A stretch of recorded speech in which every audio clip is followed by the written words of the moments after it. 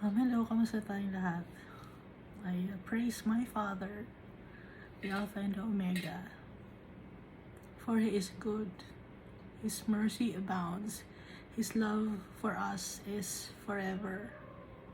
And I praise my Jesus Christ, my Savior, my Redeemer, because when we glorify Jesus Christ, if we praise the name of Jesus Christ, we are also praising the name of our Father, because Jesus Christ was sent by our Father to us to introduce us to our Father.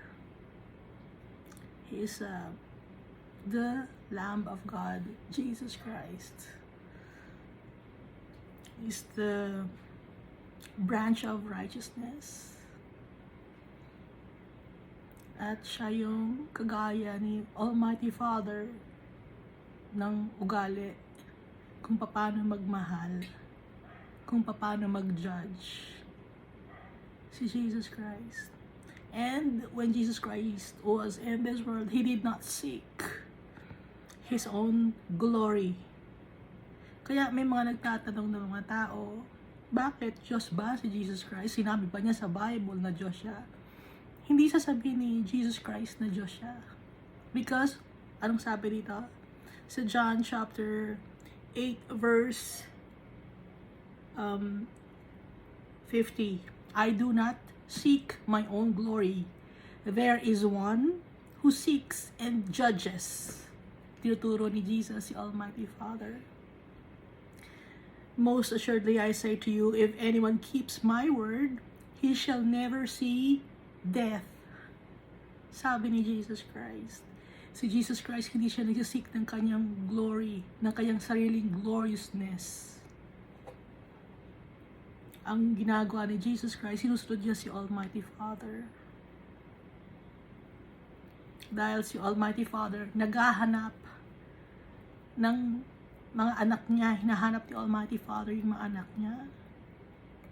Naghahanap si Almighty Father ng justice. Bakit naghahanap si Almighty Father ng justice? Because He created us. Kinalimutan natin yung tatay natin, kaya naghahanap si Almighty Father ng justice.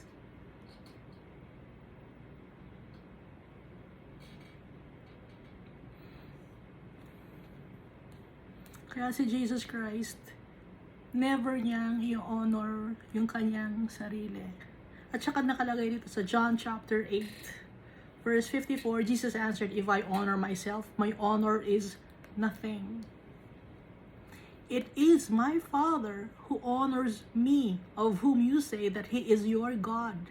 Yet you have not known Him, but I know Him, and if I say I do not know Him, I shall be a liar like you. But I do know Him and keep His word. Sabi ni Jesus Christ. Kilalang kilala ni Jesus Christ si Almighty Father. Dahil nang ginawa tayo ni Almighty Father, kasama na niya si Jesus Christ. Kaya pupurihin natin si Jesus Christ. Siya ang ipinadala sa atin ng ating tatay to save us from our sins. To introduce us to our Father.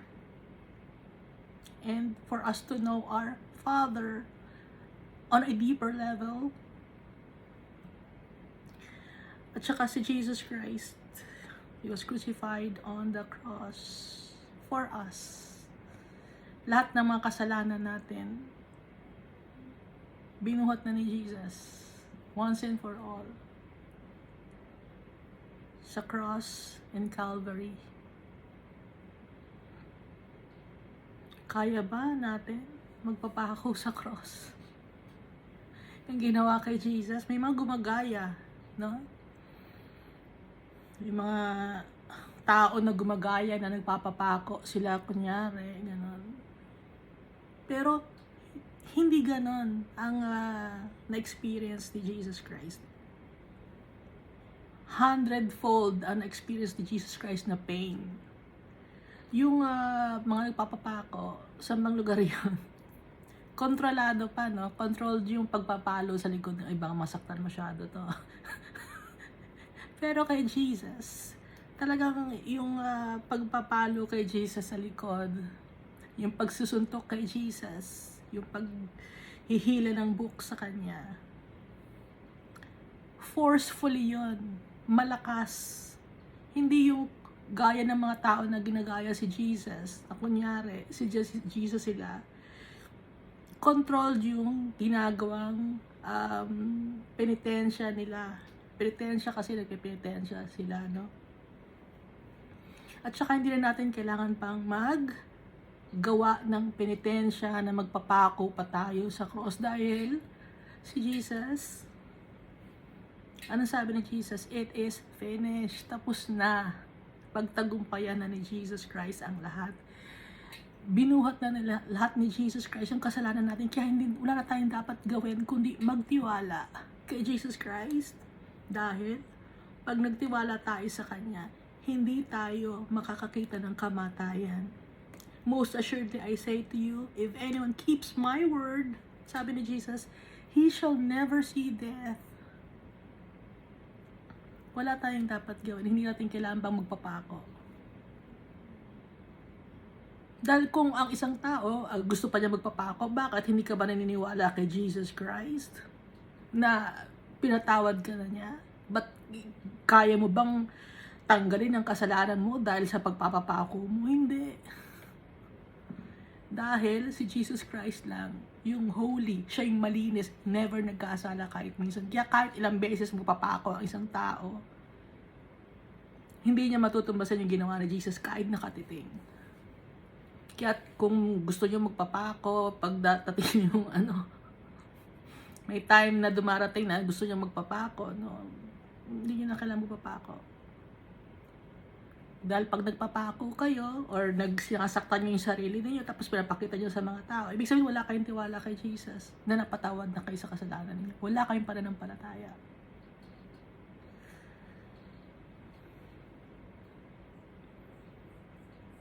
Ang dapat lang natin gawin, ano yung dapat natin gawin? Mahalin si Almighty Father, yun ang utos sa atin ni Jesus Christ, at mahalin yung kapwa-tao kahit gaano pa kadami yung pagpapakapako mo, pagpapakasugat mo, pagpapatira pa mo sa kalye para ipakita mo sa tao na nagsisisi ka. Kung hindi mo naman mahal si Almighty Father, kung hindi mo naman mahal yung kapwa-tao mo, baliwala yan. At karamihan ng mga nagpapapako, no? After nun, iinuman sila. Bakit ganun? Hindi ko maintindihan. Ba't nagiinuman? Pare, ang sakit ng ano ko. Habang nagkipag-inuman, ba't ganun? Hindi ko maintindihan. Totoo ba? Nagsisisi? Hindi. Kaya kailangan natin si Jesus Christ. Ha? Hindi ko maintindihan yung mga tao.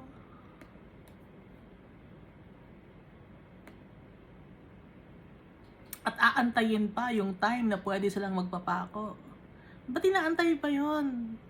Pwede naman magsisi na, ngayon na. Magsisi na, ngayon na. Bumalik na kay Almighty Father, tsaka kay Jesus Christ, ngayon na. Hindi na mo na kailangang intayin pa yung time na magpapapako ka pa. Hindi mo kailangan magpapako kasi ang dami mong kasalanan. Hindi mo na kailangan antayin yon. Ha? Hindi natin kailangan tayo niya. Now na. Maghingi tayo ng kapatawaran sa tatay natin tsaka kay Jesus Christ.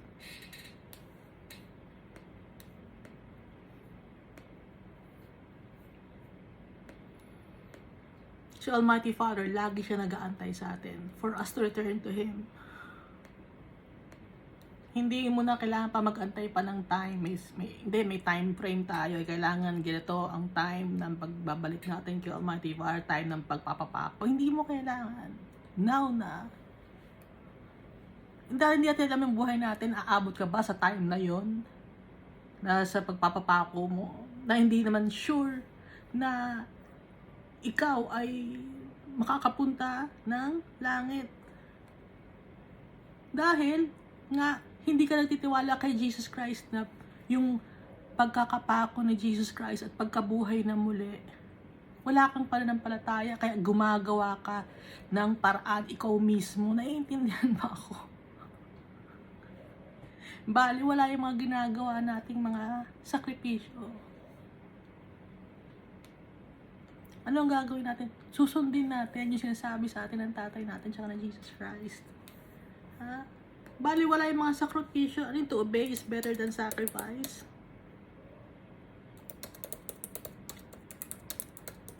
Kasi ginawa na lahat ni Jesus Christ.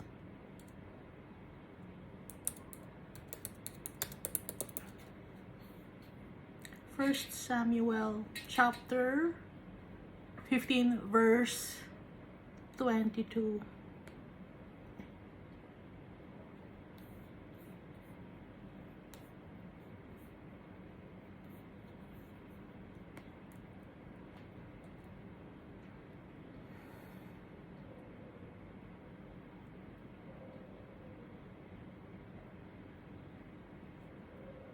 So Samuel said, "Has the Lord as great delight in burnt offerings and sacrifices, as in obeying the voice of the Lord? Behold, to obey is better than sacrifice, and to heed than the fat of rams." Naintindihan na natin. Mas gusto ni Almighty Father, sumusunod tayo sa Kanya, sa Kanyang mga kautusan.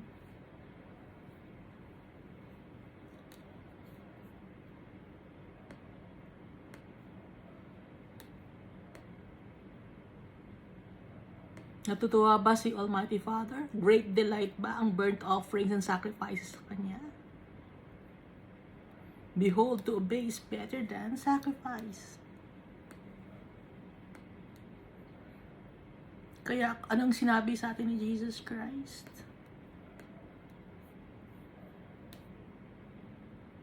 If anyone keeps my word, he shall never see death. Ang sinasabing death ni Jesus Christ dito, yung second death.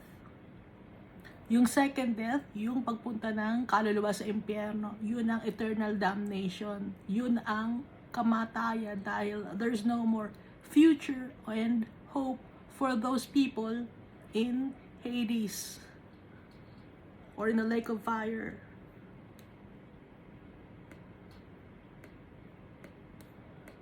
So last time we read Nehemiah chapter 8 and some of the verses in Nehemiah chapter 9. So dito sa Nehemiah chapter 8, binasa ni Ezra, isa siyang priest and scribe, yung book of the law of Moses. At yung mga tao, nag-iyakan sila. Nagsisi sila sa kanilang mga kasalanan. Nagpasalamat sila kay Almighty Father sa kaputihan ni Almighty Father sa kanila. Pinatawad sila sa kanilang mga kasalanan at nakabalik sila sa land nila, sa Jerusalem. At inalala nila yung Feast of the Tabernacles o yung booth o yung time na tumira sila sa mga shelter or sa mga temporary houses or temporary tents na ginawa nila nung nasa desert pa sila from the time na nandun sila sa Egypt, na umalis sila ng Egypt to the land of milk and honey.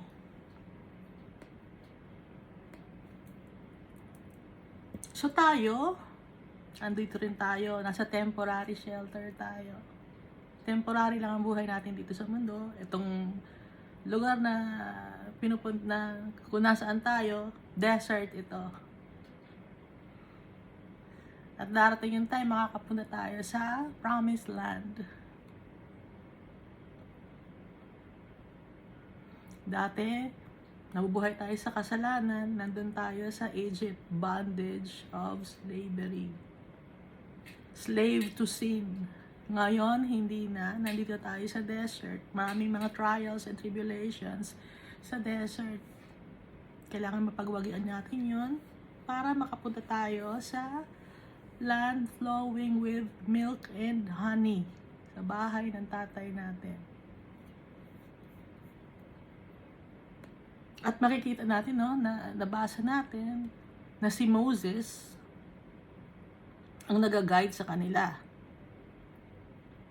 At sa ngayon, ang nag-guide sa atin, sino?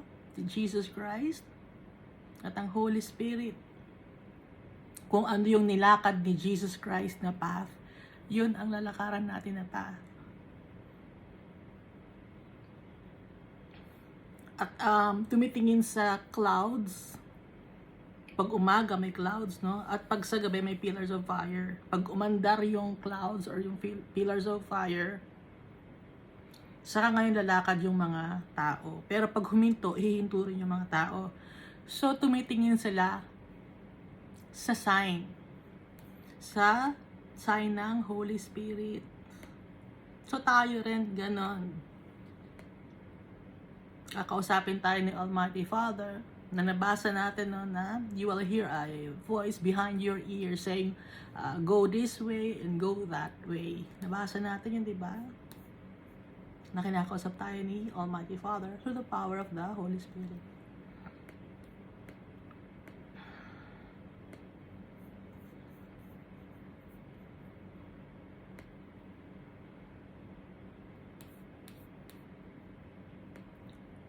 So, ituloy natin tong Nehemiah chapter 9.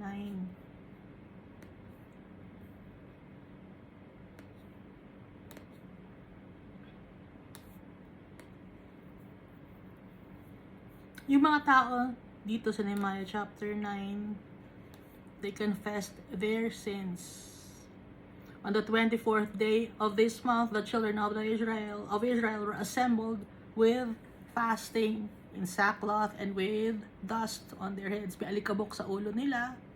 Ang damit nila ay sackcloth, tela ng sako. At sila ay nagpa-fast. Hindi sila kumakain. So, ang ginagawa lang nila, nagpe-pray kay Almighty Father. Ganun ang pagpa-fasting. Hindi yung diet ako, fa-fast ako. Iba yung diet sa fasting. Ha? Pag sinasabing fasting, may kasamang prayers to. Iba ang diet. Kasi minsan ginagawa niyong ng mga tao na pag sinabing fasting, akala diet. Hindi nagda-diet ang mga tao dito sa Bible, na dito sa Nehemiah, or pag nagmo-mourn sila, or pag naglalament, pag nabasa na niya yung fasting, kundi may kasamang prayers to. Dahil ang fasting, yung prayers ang nakakapagpalakas sa tao. Alam niyo ba yan? Yung Holy Spirit. Nagpapalakas sa tao yun, imbis na food ang kakainin ng tao. Ang kakainin ng tao ay yung Word of God, yung magbabasa ng Bible, tapos magpe-pray. Spiritual food ang kakainin.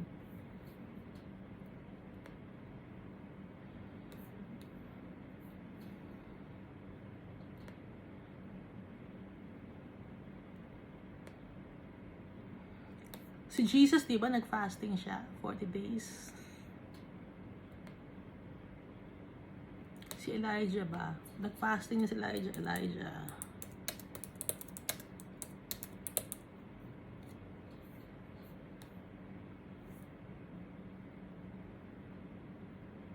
Si Elijah nagpa-fast din.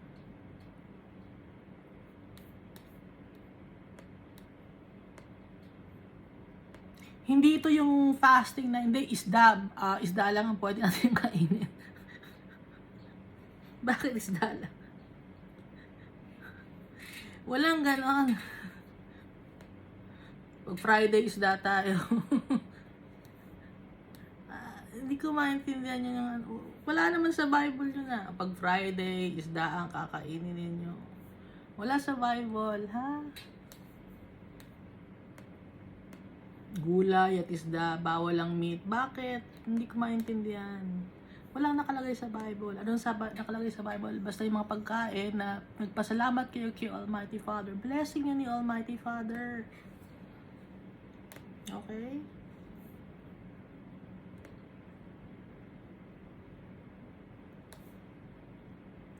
Verse 2, then those of Israelite lineage separated themselves from all the foreigners, and they stood and confessed their sins and the iniquities of their fathers. So, sinabi nila yung kanilang mga kasalanan. Inamin nila. Naging disobedient, ganon, or nanloko ng kapwa-tao. Inaamin nila sa harap ng mga tao. Hindi lang sa isang tao no, na binubulong. Hindi. They stood. Tumayo sila. Ibig sabihin, pag tumayo ka, kita ka lahat ng mga tao. At sinabi, ang kanilang mga kasalanan. They took accountability of their sins and the sins of their fathers. Verse 3, and they stood up in their place and read from the book of the law of the Lord their God for 1/4 of the day, and for another 4th they confessed and worshiped the Lord their God. 1/4 ng day. Ano ba yung 1/4? 12 at 24. 6 hours, no? 6 hours nag-read sila ng book of the law of the Lord, and then another 6 hours they confessed and worshiped the Almighty Father. Verse 4, then Joshua, Bani, Kadmiel, Shebaniah, Bani, Sherebiah, Bani, and Shinani stood on the stairs of the Levites and cried out with a loud voice to the Lord their God.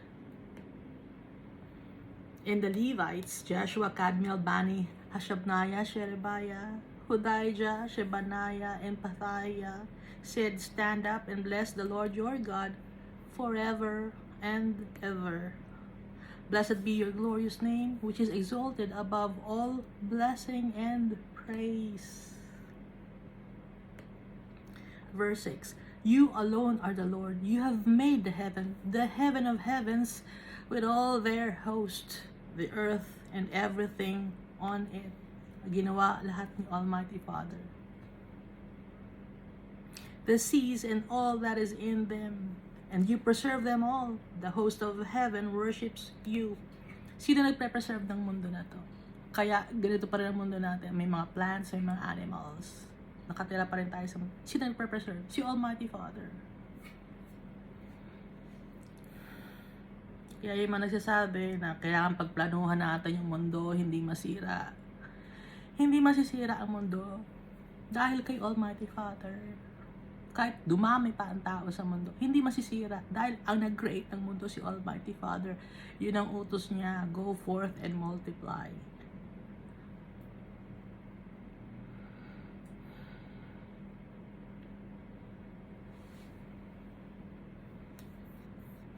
Hindi mauubusan ng resources si Almighty Father. Sa Kanya galing lahat ng resources natin. Paano siya mauubusan? Siya ang creator ng mundo, the Alpha and Omega. Hindi siya hinihinga ng advice ng mga tao tungkol sa environment, tungkol sa kung ano ang plano nila sa government. Hindi hinihingi ang advice ni Almighty Father. Kaya ang mundo natin ngayon, puro kasalanan. Selfish tayo. Mas pinaniniwalaan natin ang mga bagay na mga nasa mundo na to. Pinaniniwalaan natin yung mga tao na makasalanan na kagaya natin. Dapat ang paniwalaan natin si Jesus Christ at si Almighty Father. At ang Bible na to na matagal na, simula't simula pa noon, ginawa to ni Almighty Father for us. Guide para sa atin kung paano mabuhay sa mundo na to.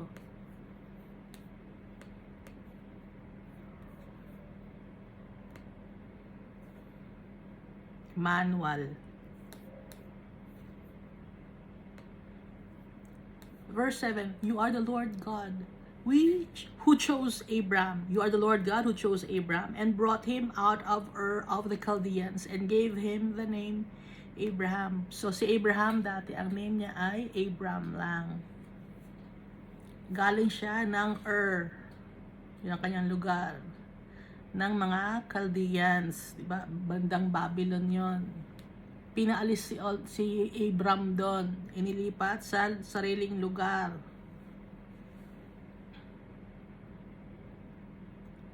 Si Abram, nung kinausap siya ni Almighty Father, hindi naman nakita ni Abram si Almighty Father.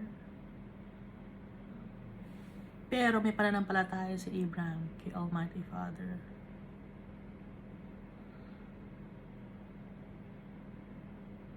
At inutos diba ni Almighty Father kay Abraham na nung nagkaanak siya, napatayin yung kanyang anak sa isang mountain.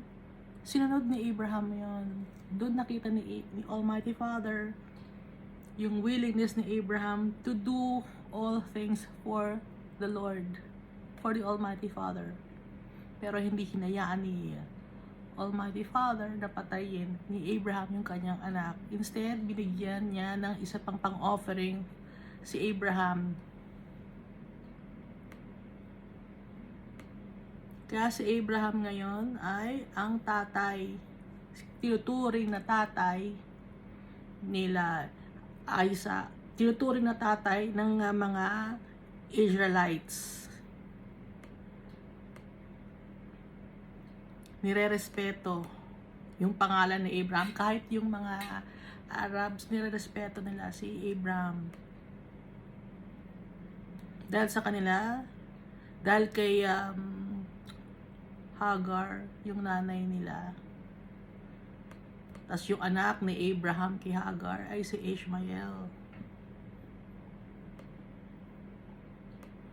Hindi nakita ni Abraham, ulitin ko, hindi nakita ni Abraham, boses ang narinig niya. Ngayon, ang time natin ngayon, ay may naririnig na boses to, painumin natin ng gamot. Dahil walang tiwala ang mga tao ngayon kay Almighty Father. Mas paniniwalaan ang siyensya.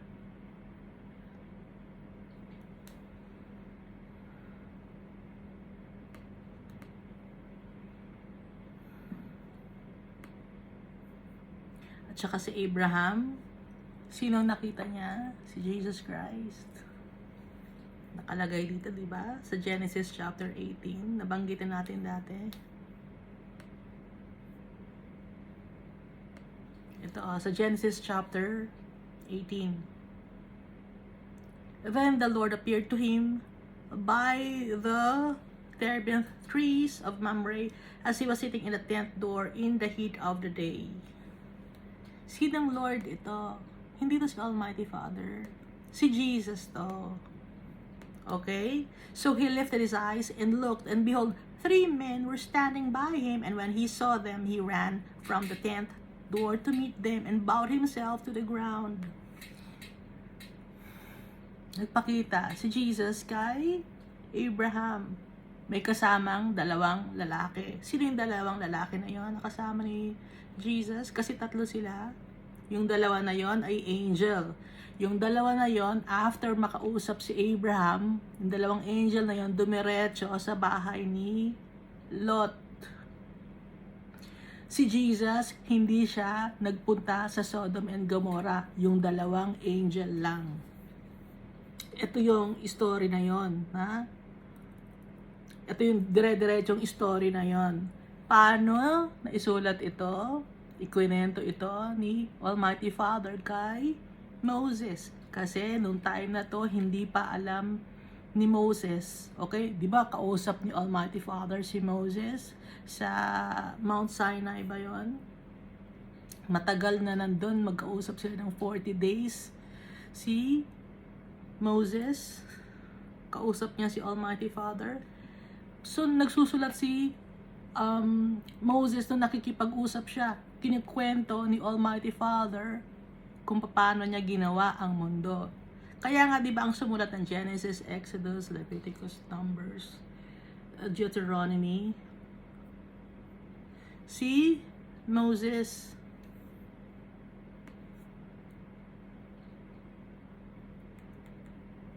So, ito ay nakita ni Abraham si Jesus, no? Ngayon, dito naman, naka-verify sa New Testament.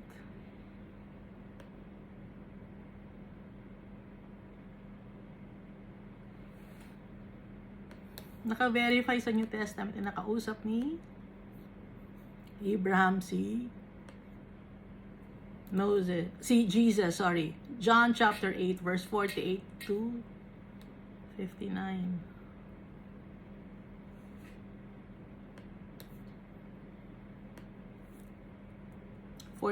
to 59.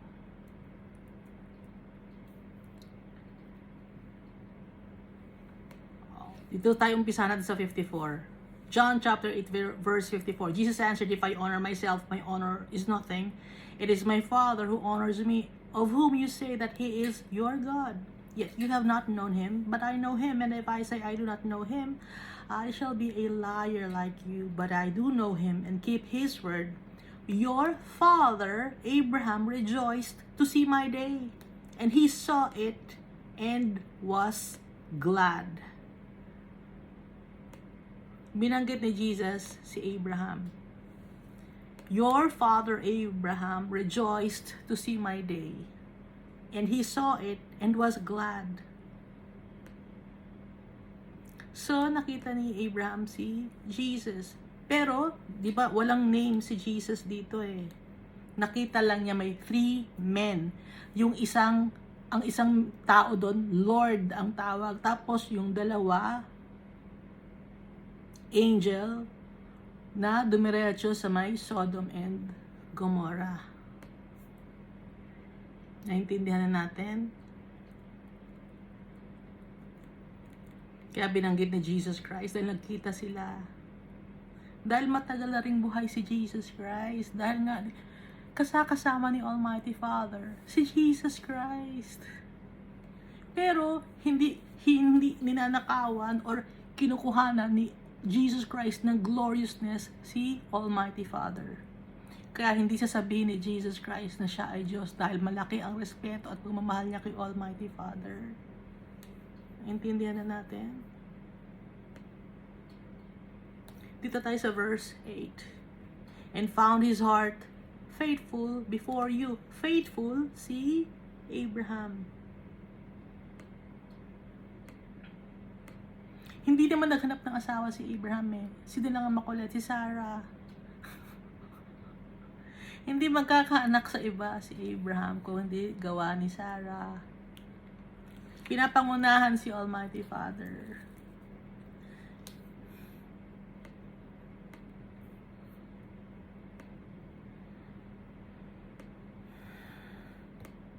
Kaya ang asawa, isa lang dapat. Baka kasi sabihin, ba't siya Abraham, ang daming asawa, ang daming.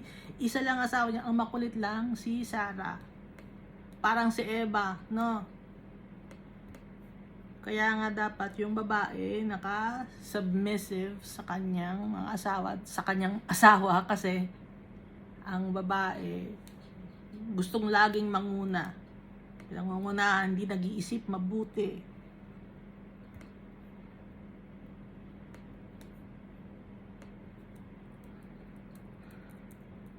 Masyadong kabado ang mga babae. Advance mag-isip. Sa pagiging advance mag-isip, kinakalimutan na si Almighty Father, nakakalimutan yung tama, yung righteous way. Kaya ang babae ngayon ay dapat magpasakop sa mga asawa nila na lalaki. Pero kung yung asawa na lalaki ay hindi naman mapagkakatiwalaan at iuudyok lang sa kasamaan ang kanyang asawang babae, merong divorce sa Bible. No, pero hindi natin elaborate yon. Binanggit lang natin yung dahil nga, baka sabihin nyo, madaming asawa si Abraham, bakit dalawa? Gawa yon ni Sarah, hindi yun gawa ni Almighty Father. Inalaw na lang ni Almighty Father, pero si Sarah na ang nagdesisyon. You found his heart faithful before you and made a covenant with him. Nakipag-covenant or nakipagtrato si Almighty Father kay Abraham because he found that Abraham was faithful to him, kay Almighty Father. To give the land of the Canaanites, the Hittites, the Amorites, the Perizzites, the Jebusites, and the Girgashites, to give it to his descendants, You have performed your words, for you are righteous. Ginawa mo ang iyong mga salita, Almighty Father. Sinunod mo ang iyong mga promise. Ito ibig sabihin nito.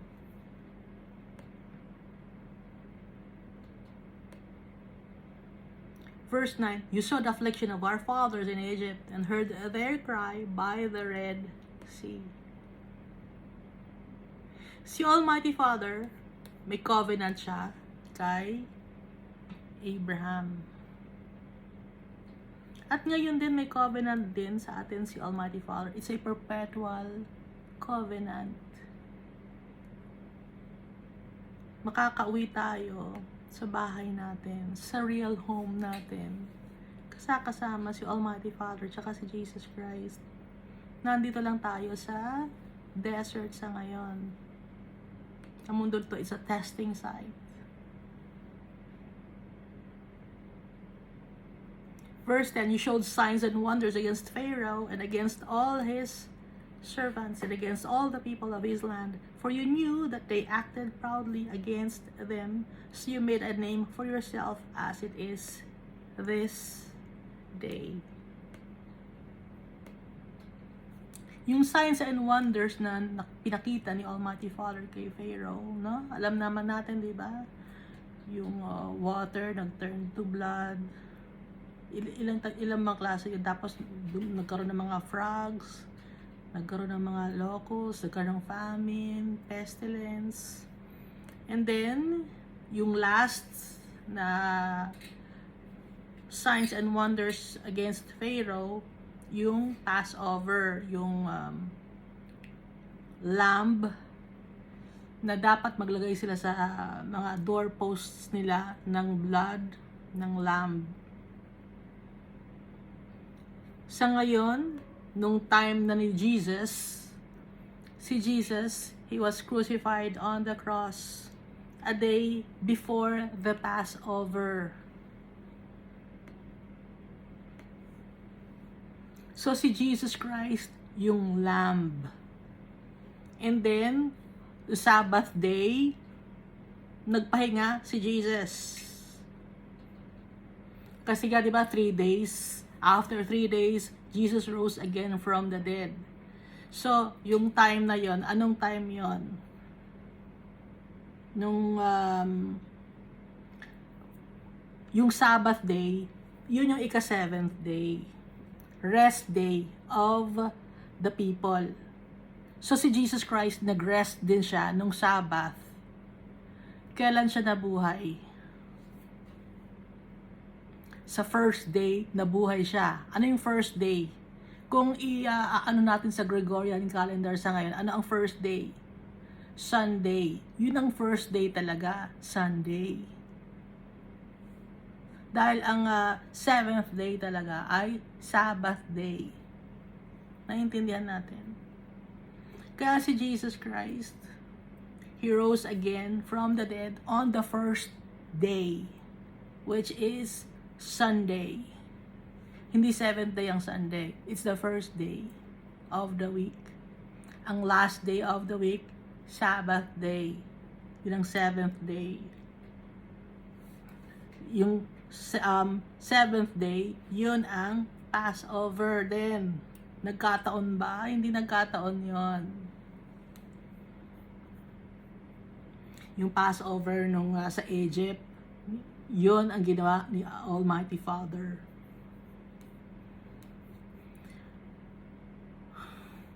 For visualization,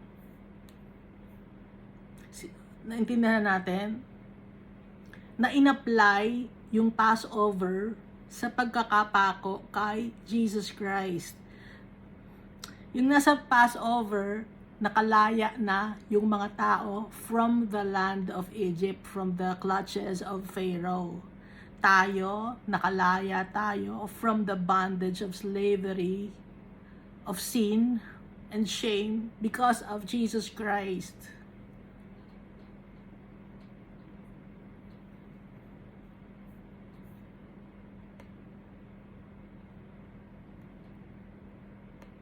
Blood ni Jesus.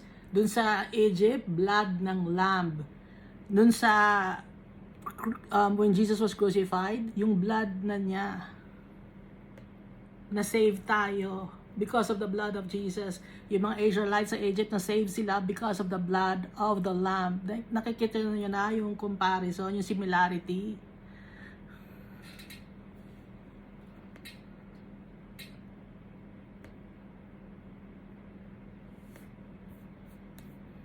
Ang galing ni Almighty Father, no? Diba? Pinapakita niya sa atin yung similarity. So, nung sa Old Testament, ano lang yun, example lang, parang trial muna yon. Tapos, nung kay Jesus na, yun na yung totoo. Yun na yung start na yon. Nakakaintindi ba sa akin? Start na yon ng pagkakasave natin. Yung sa Israelite, sila lang muna nauna. Ano lang to, ano ba tawag doon? Yung training pa lang yon yung sa Israelites. Ngayon, buong mundo na. Dati nakafocus lang sa Israelites. Sample lang yon, konting sample lang yon. Tapos, nung dumating na si Jesus Christ, lahat na tayo. Naiintindihan na natin.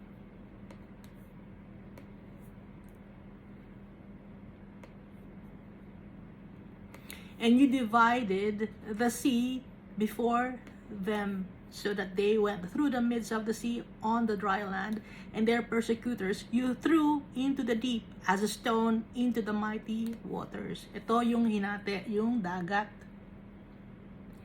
Yung Red Sea, kay Moses. Yung Jordan River, naman, ay nangyari din, na nahati din, ano? Si Joshua naman yon. Pinapaliwanag ng science kung paano nahati yung Red Sea. Pero, sige, sabihin natin science, nahahati. Pero yung time na yung kalaban ay nahabol ang mga Israelites, asan doon? Sa science na yun, sinasabi. Kamay ni Almighty Father yon. Kasi ang science gustong tanggalin si Almighty Father sa mundo. Slowly creeping in yung science. Hinahakot. Naintindihan ninyo? Kunyari science. Pero ang totoo, there's malevolent entity ang gumagalaw to remove the Almighty Father from us. Pero hindi niya matatanggal si Almighty Father dahil si Almighty Father ang gumawa ng mundo na to.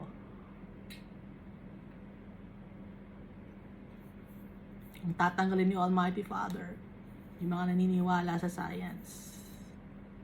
At asa na nga ba yung mga inventor, yung gumawa ng mga theory ng science? Ando na, bulok na.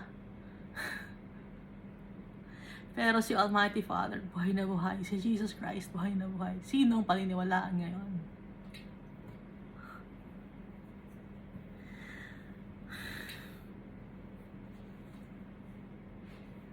May mga bagay, madaming bagay hindi may papaliwanag ng science.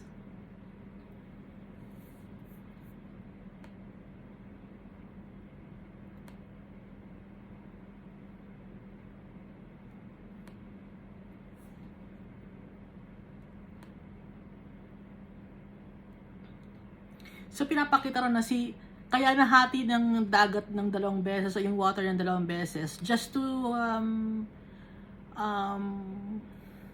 tell the people na hindi si Moses ang nakakagawa ng paghahati ng dagat kundi si Almighty Father. Kaya yung Jordan River nahati din siya, di ba, para makadaan yung mga Israelites. So twice yon. First si Moses, and the second time si Joshua. Kaya 2 beses pinapakita na si Almighty Father ang gumagawa ng mga bagay na yun to save His people. Hindi si Moses. Okay? Kaya, magkaiba, diba? Unuulit ko. Ako nakukulitan kayo sa akin. Verse 12, moreover, you led them by day with a cloudy pillar, and by night with a pillar of fire, to give them light on the road which they should travel. O, sino naman makakapag-explain naman sa science ito, bakit sa umaga may cloudy pillar, bakit sa gabi may pillar of fire? O, explain ng science yan. Hindi kaya na-explain ng science yan.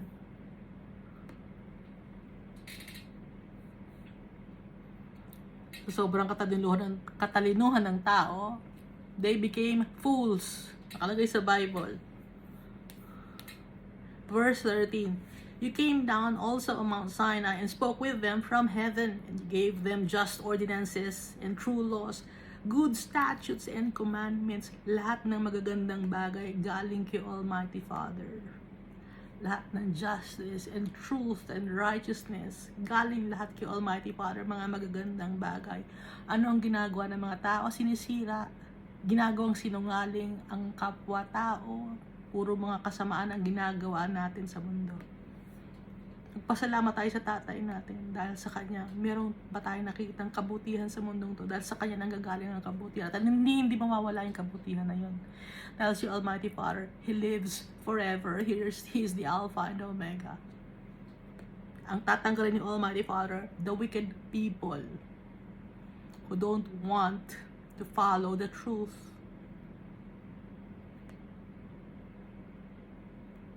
who want to live in a life full of lies and sins.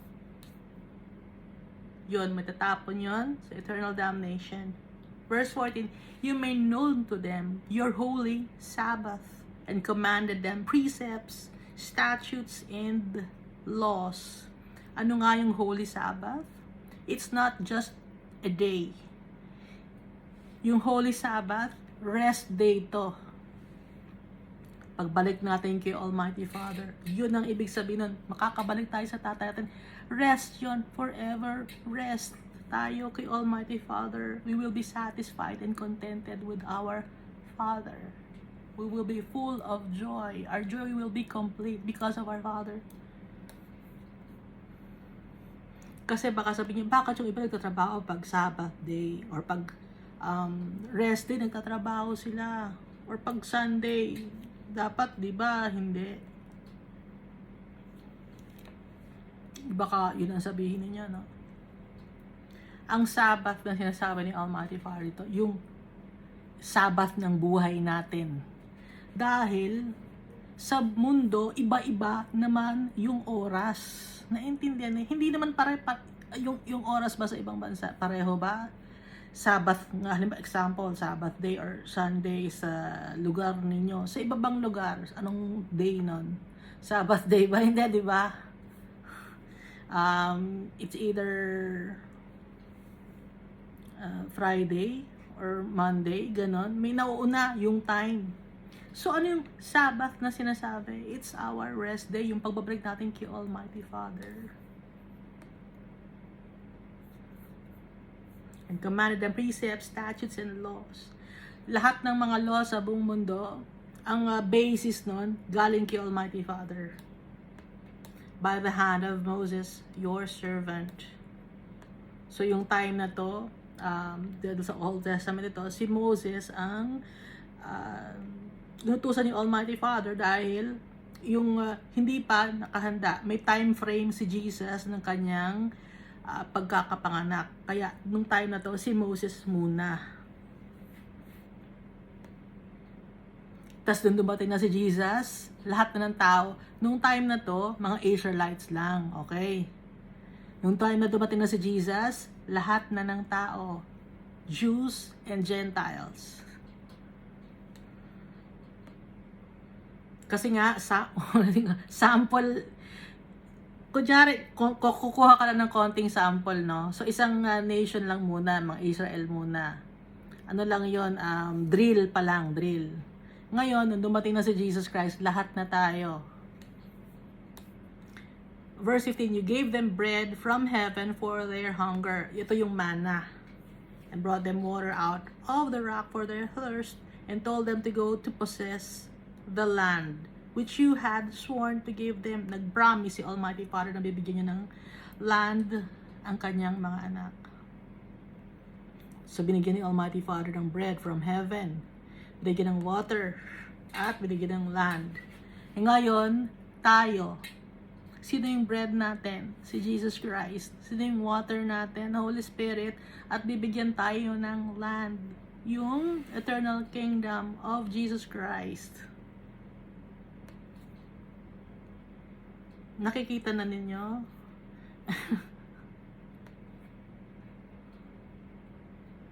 So ito ay sample lang nung sa Old Testament. So, nung dumating si Jesus Christ, lahat na tayo. Verse 16, "But they and our fathers acted proudly, hardened their necks, and did not heed your commandments." Ngayon, ganito din ang mga tao. Lahat ng tao sa buong mundo. Makasalanan.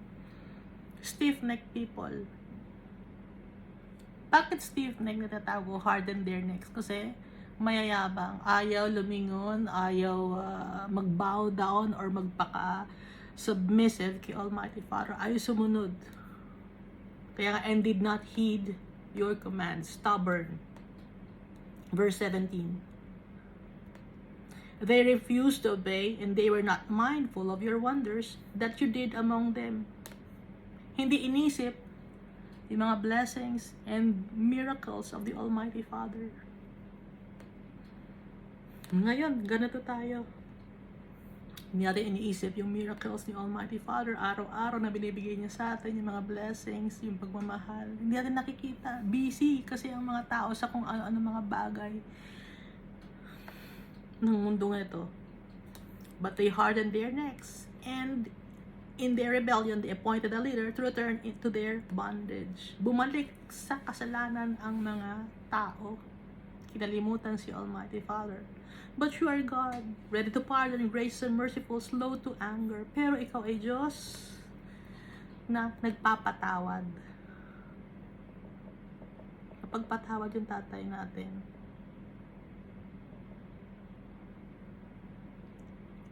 Slow to anger. Hindi agad-agad nagagalit. Gracious and merciful. Abundant in kindness, and did not forsake them. Kahit na makasalanan tayo, hindi tayo iniiwan ng tatay natin. Napaka-gracious ng tatay natin. Full of mercy. And ready to forgive us.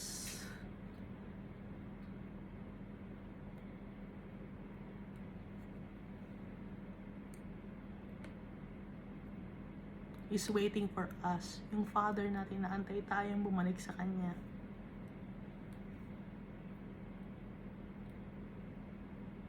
Hindi tayo nawawala sa isipan ni Almighty Father. Kailan kaya babalik yung anak ko?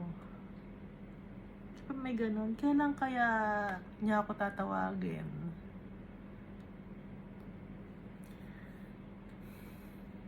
Kinalimutan na ako ng anak ko, busy siya.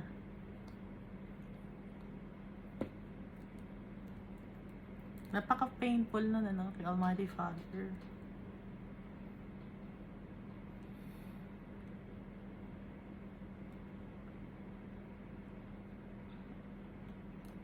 Kung tayo na nakakaramdam tayo ng pain, all the more mas nakakaramdam si Almighty Father ng pain. Kung tayo na marunong tayong magmahal, all the more mas marunong magmahal si Almighty Father kasi sa Kanya lahat galing. Yung love na ma-magnify ng mas maraming beses kay Almighty Father. And also the pain. Hindi siya natutuwa pag nagkakasala tayo. Kaya natutuwa si Satanas pag nagkakasala tayo kasi nasasaktan yung tatay natin.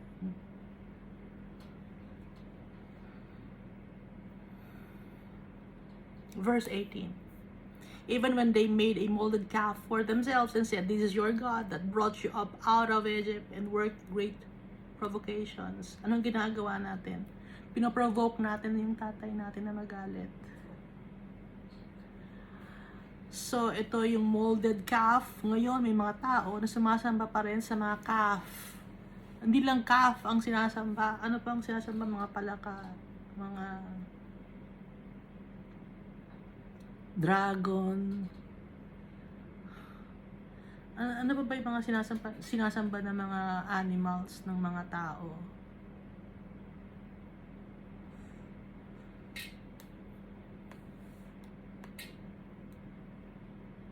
Yung pusa, sinasamba.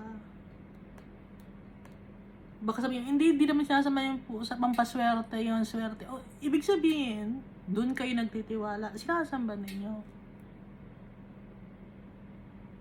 Hindi pampaswerte lang yung dragon. O, swerte yung dragon.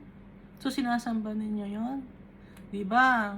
I-symbolize ng dragon si Satanas kasi ahas yung dragon. Nagkaroon ng pakpak na sa Book of Revelation yung dragon. Siya si Lucifer.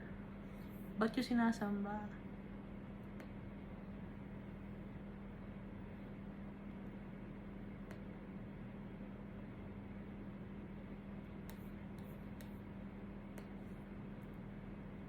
Verse 19, Yet in your manifold mercies you did not forsake them in the wilderness.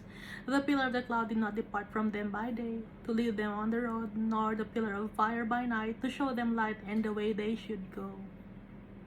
Hindi iniwan ni Almighty Father ang kanyang mga anak. Lagi pa rin nandun sa wilderness yung pillar of cloud at saka yung pillar of fire by night. Sa ngayon, hindi tayo iniiwan ng tatay natin. May chance pa tayo. Binabantayan tayo ng tatay natin. Nag-aantay ang tatay natin sa atin. Verse 20. You also gave your good spirit to instruct them, and did not withhold your manna from their mouth, and gave them water for their thirst. Lagi tayong binibigyan ng pagkain ng tatay natin.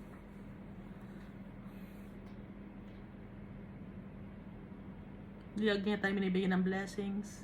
At binigyan niya sa atin ng kanyang Holy Spirit. Yung Holy Spirit na mag-instruct sa atin kung anong gagawin natin. Verse 21. 40 years you sustained them in the wilderness. They lacked nothing. Their clothes did not wear out, and their feet did not swell.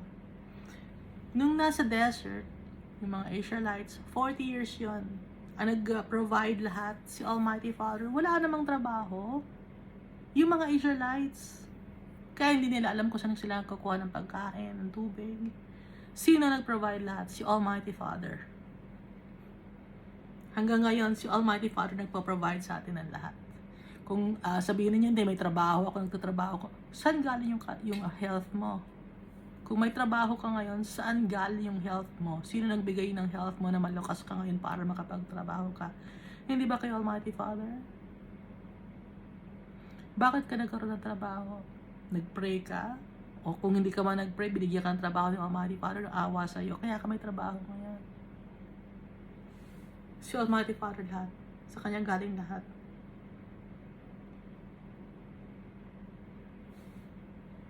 Siya nagpo-provide sa atin ng lahat. Verse 22, Moreover, you gave them kingdoms and nations and divided them into districts, so they took possession of the land of Sihon, the land of the king of Heshbon, and the land of Og, king of Bashan. You also multiplied their children as the stars of heaven, and brought them into the land which you had told their fathers to go in and possess. Verse 24, So the people went in and possessed the land. You subdued them, or subdued before them the inhabitants of the lands, the Canaanites, and gave them into their hands with their kings, and the people of the land, that they might do with them as they wished. Ito, no, sinakop yung land para mapunta sa mga Israelites. Ngayon, ano ang mangyayari sa Book of Revelation? Dating si Jesus Christ, lahat ng mga wicked people tatanggalin. Saan dadalhin ang mga wicked people? Sa eternal damnation. Sino ngayon ang matitira sa mundo na to? Mawawala lahat ng tao, di ba? Anong mangyayari? Magiging the people will be like gold as rare as gold of fair, no? Magiging rare ang tao. Bakit? Asa napunta yung tao? Yung katawan nila nabulok, yung soul nila napunta sa impyerno. Yung ibang mga tao nabulok yung katawan, yung soul napunta kay Almighty Father. And then, ibibigay ni Almighty Father ang New Jerusalem. Doon titira ang kanyang mga anak sa New Jerusalem na nasa Book of Revelation. Naiintindihan ninyo yung comparison? May similarities, no?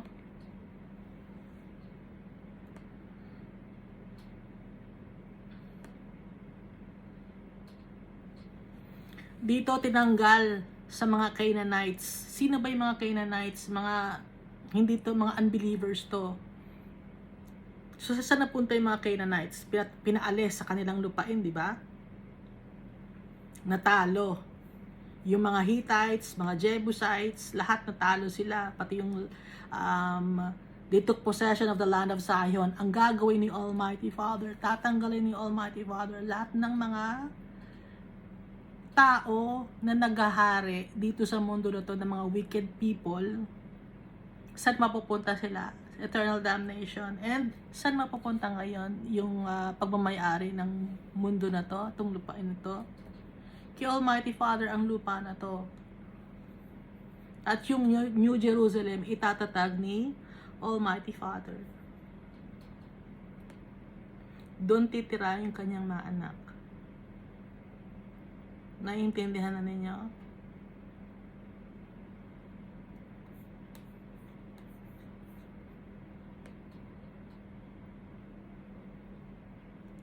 Verse 25, and they took strong cities and a rich land and possessed houses full of all goods, cisterns already dug, vineyards, olive groves, and fruit trees in abundance. So they ate and were filled and grew fat and delighted themselves in your great goodness.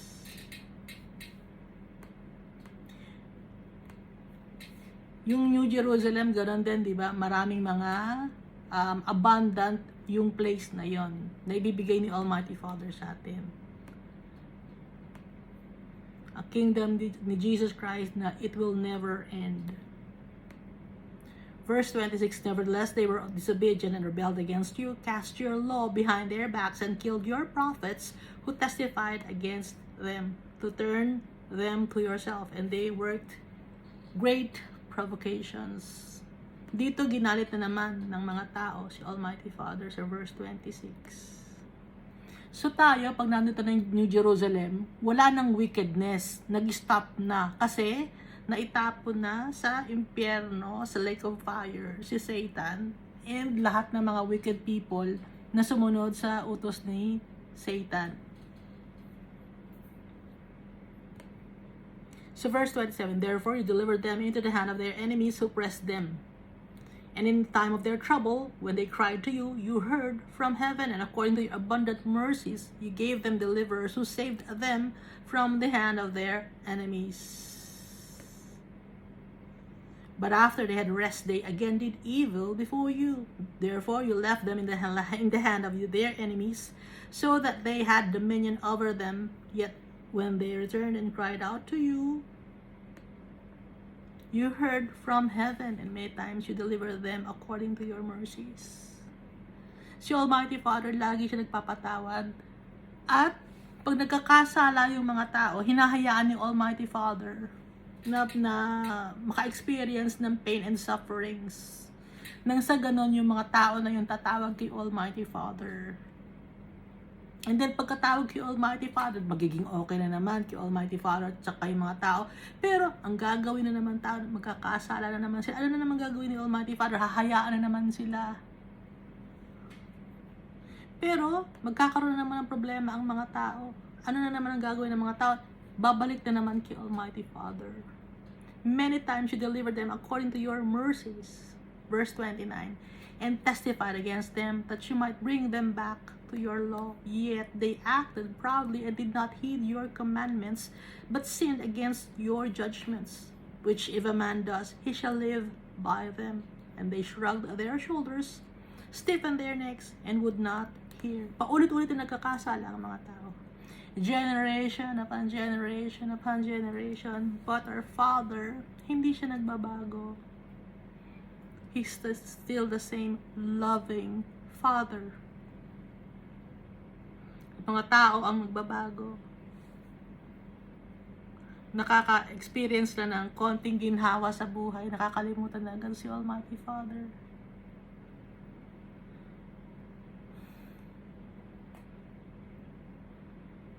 Verse 20, yet for many years you had patience with them, and testified against them by your spirit and your prophets, yet they would not listen. Therefore you gave them into the hand of the peoples of the land. Very patient si Almighty Father sa atin. Nagpapadala siya ng prophets. And then, yung huling pinadala niya si Jesus Christ. Pinatay ng mga tao. Pinatay natin. Lahat tayo. Dahil tayo makasalanan, tayo ang pumatay kay Jesus.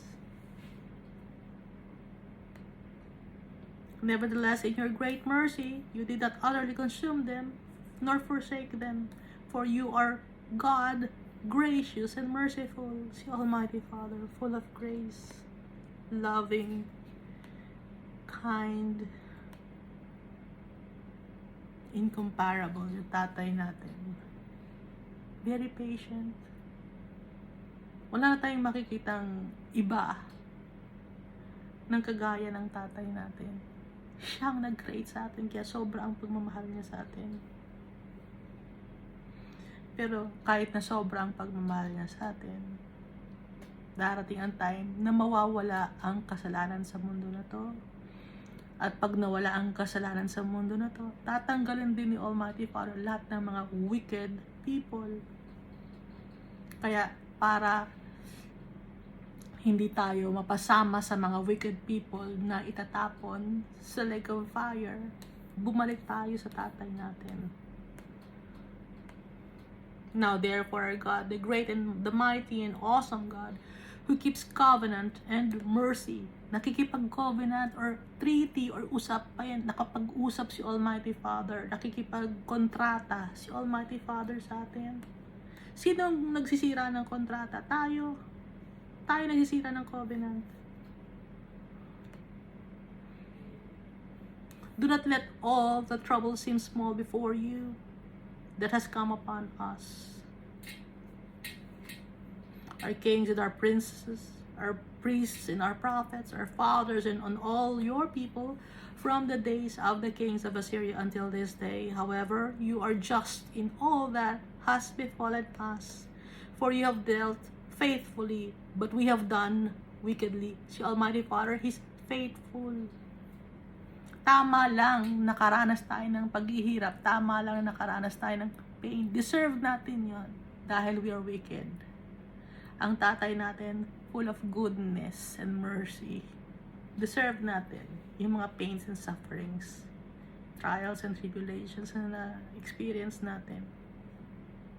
Pero yung tatay natin, he doesn't deserve to be treated like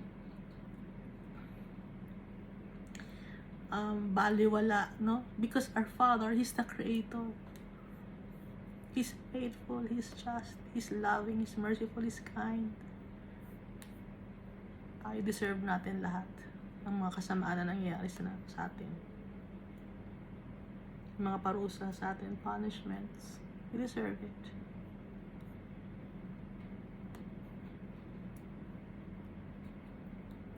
Pero si Jesus, hindi niya rin deserve yan. Yung mapako siya sa cross. But because of His great love for us, He obeyed our Father to save us from our sins. Meron na tayong future and hope because of Jesus Christ. Verse 34, neither our kings nor our princes, or your priests nor our fathers have kept your law, nor heeded your commandments and your testimonies, with which you testified against them. Yung mga kings or yung mga leaders of the land, yung mga rich people, yung mga religious leaders, yung mga providers natin, hindi sinunod ang law na bigay ni Almighty Father. Hindi sinunod yung commandments, pati yung testimonies of our Father.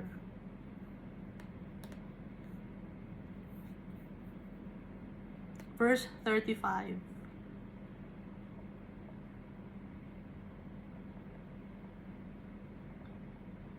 For they have not served you in their kingdom, or in the many good things that you gave them, or in the large and rich land which you set before them, nor did they turn from their wicked works.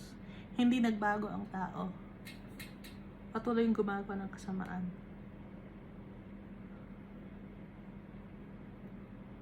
Verse 36. Here we are, servants today, in the land that you gave to our fathers to eat its fruit and its bounty. Here we are, servants in it. And it yields much increase to the kings you have set over us because of our sins. Also, they have dominion over our bodies and our cattle at their pleasure, and we are in great distress. Sabi dito, we are in great distress dahil nga sa mga kasalanan ng mga tao. And because of all this, we make a sure covenant and write it. Our leaders, our Levites, and our priests seal it.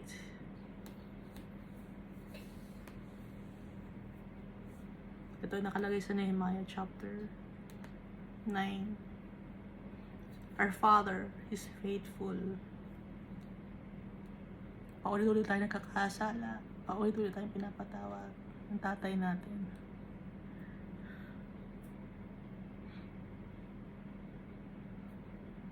Pero hindi natin alam kung ano yung time natin dito sa mundo. Kaya, huwag tayong magpaka-complacent. Nasabi, hindi papatawarin naman ako ni Almighty Father.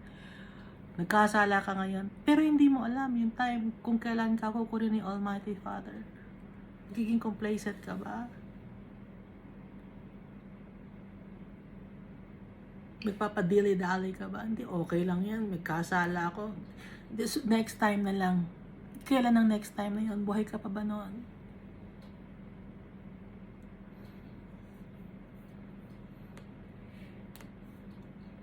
Ang importante kay Almighty Father, yung kaluluwa natin, bumalik sa Kanya. Kaya pilit niya tayong inaantay.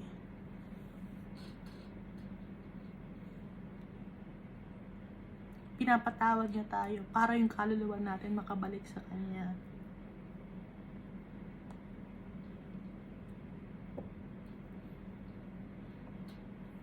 Tayo, mga anak ni Almighty Father, tayo ang royal priesthood, a holy nation.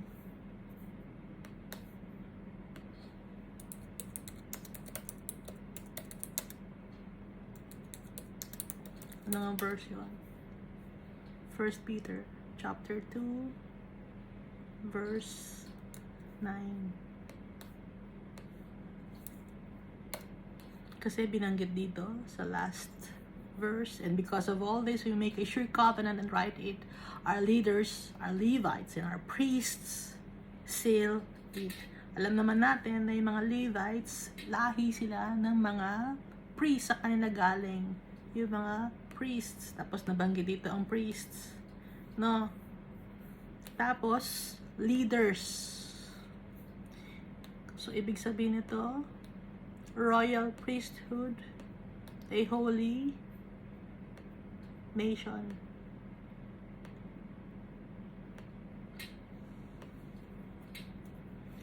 First Peter chapter 2 verse 9. But you are a chosen generation, a royal priesthood, a holy nation, His own special people, that you may proclaim the praises of Him who called you out of darkness into His marvelous light. Babae man tayo o lalaki, holy nation tayo. Sa New Jerusalem, royal priesthood tayo. Kasali tayo, lahat tayo. Servants of the Almighty Father. Anak niya tayo, servant niya tayo.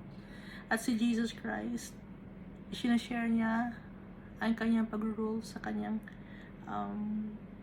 kingdom that will never end sa kanya, mga friends, atin. Tayo ang royal priesthood, a holy nation.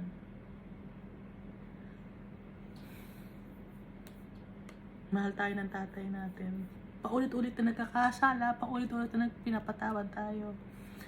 Pag nagkakasala tayo, nagkakaroon tayo ng trials and the pains and sufferings. But then, tatawagin natin si Almighty Father, tapos nagiging okay na tayo. Pag naging okay na tayo, nalilimutan na naman natin yung tatay natin, nagkakasala na naman tayo. Paulit-ulit na lang ang nangyayari. Pero, si Almighty Father, paulit-ulit tayo pinapatawad. Paulit-ulit niya tayo iniintay.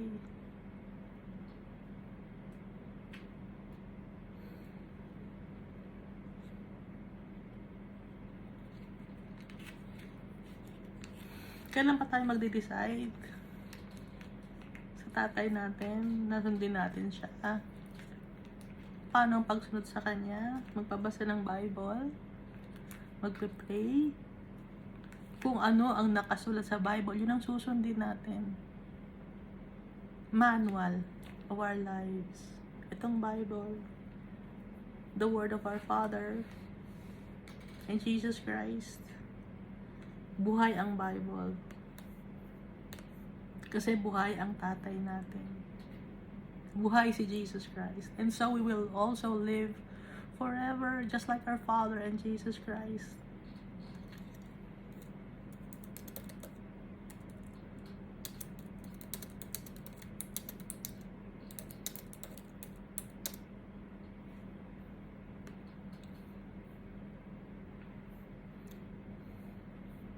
Nakasulat ito sa 2 Timothy chapter 2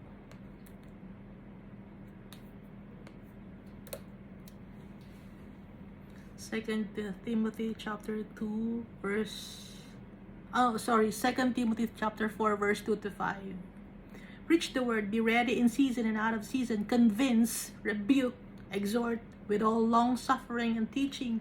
For the time will come when they will not endure sound doctrine, but according to their own desires, because they have itching ears.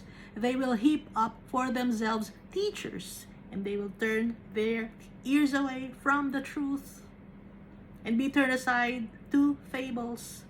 But you be watchful in all things, endure afflictions, do the work of an evangelist, fulfill your ministry. Tayong lahat, may kanya-kanya tayong ministry. Tayong lahat, servant ni Almighty Father. So lahat dapat i-check natin sa Bible. Yung mga ginagawa natin. Dito sa 2 Timothy chapter 3 verse 16 to 17, all scripture is given by inspiration of God and is profitable for doctrine, for reproof, for correction, for instruction in righteousness, that the man of God may be complete, thoroughly equipped for every good work. Bible. Salita ni Almighty Father. Wala nang iba pa. Yung mga leaflets or pinoproduce ng congregation ninyo, mag-focus tayo sa Bible. Kasi yung mga pinoproduce ng congregation ninyo, may explanation na yon ng mga leaders ninyo. Okay? Ngayon, saan tayo kukuha ng explanation? Kay Almighty Father, Lord, guide us. Guide me, Almighty Father, to understand your words.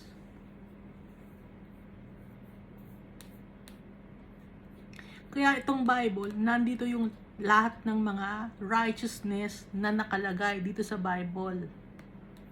Proverbs chapter 3 verse 12, for whom the Lord loves, He corrects, just as a father, the son in whom He delights. Kaya tayo pinapagalitan ng tatay natin. Nagsasabihan tayo, kaya nababasa natin sa Bible, yung mga dapat natin gawin dahil kinokorek tayo ng tatay natin, dahil mahal niya tayo. Dahil tatay natin siya. May mga tao dyan nagsasabi, hindi kaya kita kinokorek dahil mahal kita, tinatrato kitang anak ko. Pero makikita mo, mayroong discrepancy sa sa mga actions niya, sa mga salita niya. Masama magsalita, pangit ang salita. Tapos sasabihin niya, tinatrato kanyang anak. Tapos makikita mo naman, ang trato niya sa kanyang anak, hindi naman ganun. Tapos ang trato sa'yo, kunyari, anak ka daw niya. Pero ang trato sa'yo, may kasamang mura or kasamang ngit-ngit at galit. makikita mo yung pangit, no? So, hindi ganon ang tatay natin. Ang tatay natin, iba. May pagmamahal. Okay? May kasamang promise, may covenant. At mararamdaman mo yung pagmamahal ni Almighty Father. Paano natin mararamdaman ang pagmamahal ni Almighty Father? Because of the Holy Spirit. At pag nagbabasa tayo ng salita ni Almighty Father, napapacify yung heart natin, natutuwa tayo, kinakausap tayo ng tatay natin. Kaya lagi tayo magbabasa ng Bible. Kilalanin natin yung tatay natin. Iba ang pagmamahal ng tatay natin kaysa sa mga taong nandito sa mundo na sinasabi nila na mahal tayo. Parang hindi naman eh. Pero pag nagbabasa tayo ng Bible, ibang pagmamahal meron si Almighty Father. Ito ang tunay na pagmamahal. Salita ni Almighty Father.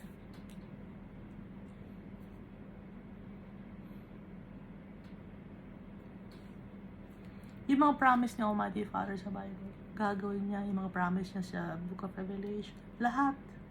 Yung iba, ginawa na ni Almighty Father.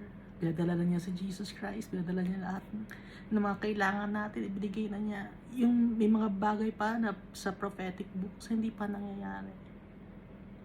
At mangyayari yan. Yung covenant niya sa atin is a perpetual covenant. A covenant that will never end. To be with Him and Jesus Christ in His eternal kingdom, in the New Jerusalem. It's a promise of our Father. At pag nag-promise si Almighty Father, ginagawa niya yun. He keeps His promise. Because He is God, He cannot deny Himself. He will not deny Himself. Because of His great love for us. Thank you, and God loves us all so much.